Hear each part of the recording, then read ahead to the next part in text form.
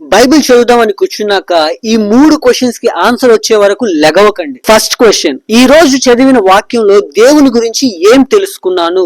Second question, ఈ రోజు చదివిన వాక్యంలో మనిషి గురించి లేక నా గురించి ఏం తెలుసుకున్నాను? థర్డ్ క్వశ్చన్, ఈ రోజు చదివిన వాక్యం ద్వారా నేను ఏం చేంజ్ అవ్వాలి, ఎలాంటి మార్పుని చెందాలి? ఇలా ఈ క్వశ్చన్స్ కి ఆన్సర్ సెపరేట్ నోట్స్ లో రాసుకోవడం అలవాటు చేసుకోండి. ఫర్ ఎగ్జాంపుల్, ఇప్పుడు మనము బైబిల్లో ఒక పారాగ్రాఫ్ తీసుకుని దానికి ఆన్సర్స్ వెతుకుదాం. ఫర్ ఎగ్జాంపుల్, ఈ రోజు ఫిలిప్పీ పత్రిక 4వ అధ్యాయము 4వ వచనం నుంచి 7వ వచనం వరకు చదువుకుందాం. ఇది ఒక చిన్న పారాగ్రాఫ్. ఫస్ట్, దేవుని గురించి ఏం తెలుసుకున్నాం?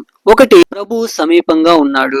2, దేవుని సమాధానం ఏదైతే ఉందో అది సమస్త జ్ఞానానికి మించినది. 3, ఆ సమాధానం మన హృదయాలకు మన తలంపులకు కావలి కాస్తుంది. సెకండ్ క్వశ్చన్, మన గురించి ఏం తెలుసుకుంటున్నాం? 2 విషయాలు అర్థమయ్యాయి. 1, చింతిస్తూ ఉంటాం. 2, జ్ఞానం కోసం లేక సమాధానం కోసం వెతుకుతూ ఉంటాం. Third and very important question, మనము ఈ రోజు ఏం మార్చుకోవాలి? చింతపడకూడదు. అలా బాధపడడం కంటే ముందు ప్రార్థన, కృతజ్ఞతలతో దేవునికి తెలియచేయాలి. ఎల్లప్పుడూ ప్రభునందు ఆనందించడం అలవాటు చేసుకోవాలి. సో ఈ విధంగా చదివిన చిన్న భాగం అయినా నోట్స్ రాసుకుంటూ ధ్యానం చేస్తే మనకి ఎక్కువ రోజులు గుర్తుంటుంది, మార్పుని చూస్తాం, అలాగే దేవునికి దగ్గరగా వస్తాం.